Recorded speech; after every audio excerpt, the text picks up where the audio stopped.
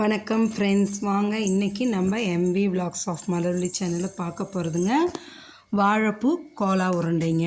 இந்த வாழைப்பூ கோலா உருண்டை எப்படி செய்யலான்னா ரொம்ப டேஸ்டியாக இருக்குங்க. சீக்கிரமாக செஞ்சிடலாங்க. ரொம்ப ஹெல்த்தியானது கூட, நல்லா சத்து உள்ளதுங்க. வாழைப்பூ சாப்பிடாத குழந்தைங்களுக்கு கூட இதை விரும்பி சாப்பிடுவாங்க. வாங்க நம்ம வீடியோக்குள்ளே போகலாம்.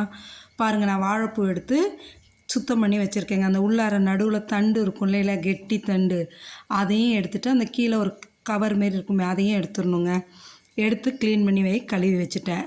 ஒரு வானலில் ஒரு 2 டம்ளர் தண்ணியை ஊற்றி தண்ணி கொதிக்க வர ஸ்டேஜில் இந்த வாழைப்பூவை போட்டுருங்க. போட்டு ஒரு கொஞ்சோண்டு மஞ்சத்தூள் போட்டுருங்க.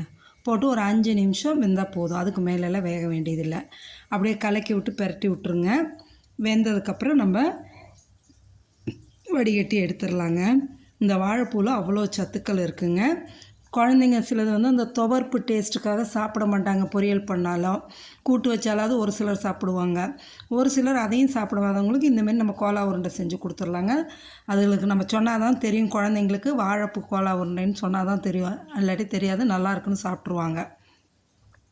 வெந்துருச்சுங்க. தண்ணியை வடித்து எடுத்து வச்சாச்சு. அது கூட பாருங்கள், ஒரு பெரிய வெங்காயம் நறுக்கி வச்சுருக்கேன், இஞ்சி நறுக்கி வச்சுருக்கேன், 2 பச்சை மிளகா, ஒரு 7-8 பூண்டு பல், 2 பத்தை தேங்காய், இதெல்லாம் அரைக்கிறதுக்குங்க. வெங்காயத்தை தவிர ஒரு 3 ஸ்பூன் பொட்டுக்கடலை, 1 ஸ்பூன் பெருஞ்சீரகம், 1/2 ஸ்பூன் மிளகு, 1 ஸ்பூன் சின்ன ஜீரகம், ஒரு பட்டை, 2 கிராம்புங்க.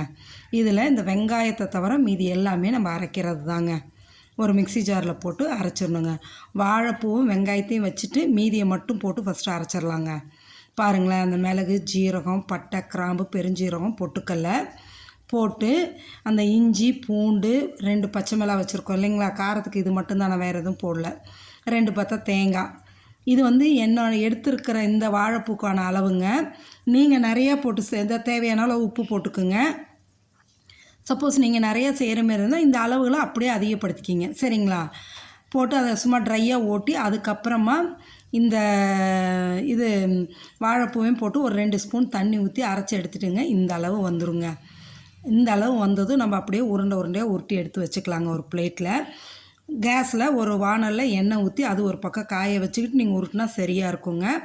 அப்படியே சின்ன சின்ன உருண்டையாக உருட்டி வச்சுக்கோங்க. ரொம்ப பெருசாக உருட்ட வேண்டாம். சின்ன சின்னதாக உருட்டி வச்சுட்டு நம்ம எண்ணெயும் காஞ்சரும் போட்டு எடுத்துடலாங்க. ஒரு 5-6 உருண்டையே போட்டு எடுத்துடலாம். அவ்வளோ டேஸ்ட்டாக இருக்குங்க. பாருங்கள், இப்போ எண்ணெய் காஞ்சிருச்சுங்க. நான் எடுத்த வாழைப்பூக்கு அரைச்சதுக்கு ஒரு 13 உருண்டை வந்ததுங்க. எங்களுக்கு போதும், நாங்கள் 3 பேருக்கு இது தாராளம் போதுங்க.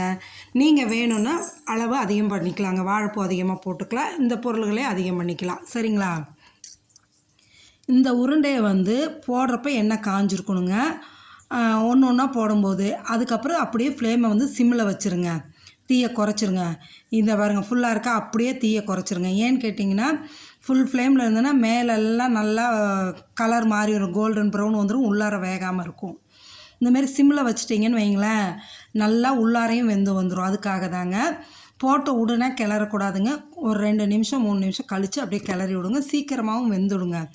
நல்லா பொறுமையாக பெரட்டி விட்டு எடுத்தீங்கன்னு வைங்களேன், சூப்பராக இருக்குங்க. இந்த வாழைப்பூ கோலா உருண்டை, மட்டன் கோலா உருண்டை, சிக்கன் கோலா உருண்டை தான் செய்கிறோன்னு நினைக்கிறீங்க. இந்தமாரி வாழைப்பூ வச்சு செஞ்சு கொடுங்க, அவ்வளோ டேஸ்ட்டாக இருக்கும். நம்ம இது வாழைப்பூவில் செஞ்சோன்னு சொன்னால் தான் அவங்களுக்கு தெரியும். அந்த அளவு நல்லா டேஸ்ட்டாக இருக்குங்க.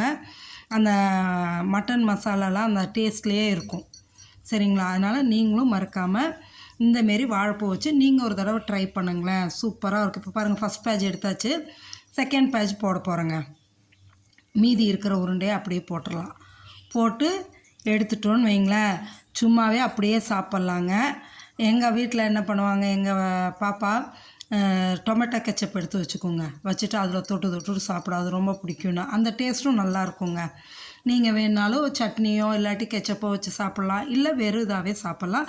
அவ்வளோ டேஸ்ட்டாக இந்த வாழைப்பூ கோலா உருண்டையை நீங்களும் செஞ்சு சாப்பிட்டு பார்த்துட்டு எப்படி இருக்குன்னு கமெண்ட் செக்ஷனில் சொல்லுங்கள், மறந்துடாதீங்க. பாருங்கள், மேலெல்லாம் நல்லா பார்க்க கிறிஸ்பியாக நல்லா இருக்குங்க. உள்ளார அவ்வளோ சாஃப்டாக இருக்குங்க. பாருங்கள், உடச்சி காமிக்கிறேன் பாருங்களேன் எவ்வளோ சாஃப்டாக இருக்குன்னு. சூப்பர் டேஸ்ட்டுங்க. தேங்க்ஸ் ஃபார் வாட்சிங் ஃப்ரெண்ட்ஸ்.